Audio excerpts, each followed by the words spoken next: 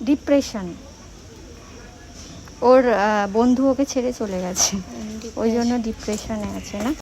পিকুর সাথে এই ডগিটা দাঁড়িয়েছিল। পিকু বলছে ও ভালো ডগি, আমি বলছি ও ডিপ্রেশনে আছে, সেই জন্য পিকু রেগে গেছে, ও চলে যাচ্ছে। চলো বাড়ির দিকে যাই। হ্যালো বন্ধুরা, কেমন আছো তোমরা সবাই? আশা করছি তোমরা সবাই খুব ভালো আছো। নতুন একটা ভিডিওতে তোমাদের সবাইকে স্বাগত জানাই।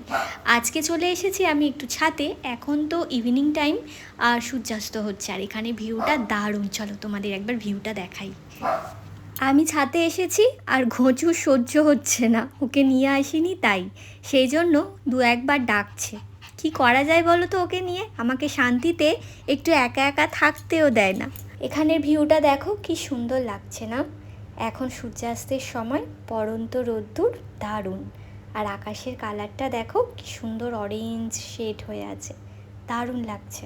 মনে হচ্ছে যেন কেউ তুলি দিয়ে এঁকে দিয়েছে। দারুণ একটা পরিবেশ। এই রকম পরিবেশে ঘরের মধ্যে থাকার থেকে বাইরে এসে পরিবেশটাকে উপভোগ করাটাই আমার মনে হয় অনেক সুন্দর। আর আমাদের সুইমিং পুলটা দেখো, আমি আর পিকু বলি এটা আমাদের সুইমিং পুল। আর এইদিকে সূর্যটা একটু পরেই ডুবে যাবে আর হয়ে যাবে সন্ধেবেলা, তাই না? চারিদিকে এখন শান্ত পরিবেশ। আজকে তো আমাদের এখানে বৃষ্টি হয়নি, তোমাদের ওখানে কি বৃষ্টি হয়েছে?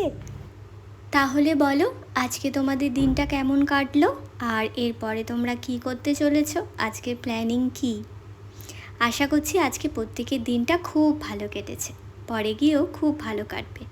আর আমি জানি তোমরা সবাই অনেক ভালো থাকবে, হাসি খুশি থাকবে। আমি নিচে গিয়ে আবার ঘোঁচুকে একটু ঘুরিয়ে নিয়ে যেতে হবে, না হলে আমার আর রেহাই নেই।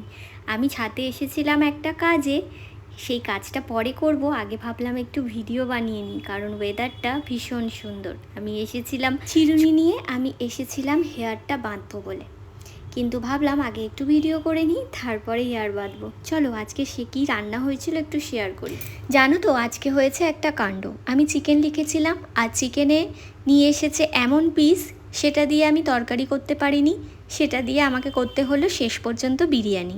বিরিয়ানির প্ল্যানিং ছাড়াই বিরিয়ানি হয়েছে। আজকে বিরিয়ানির সমস্ত কিছুটা ছিল না, কিন্তু যা যা ছিল তার মধ্যে করে ম্যানেজ করে আমি করে দিয়েছি।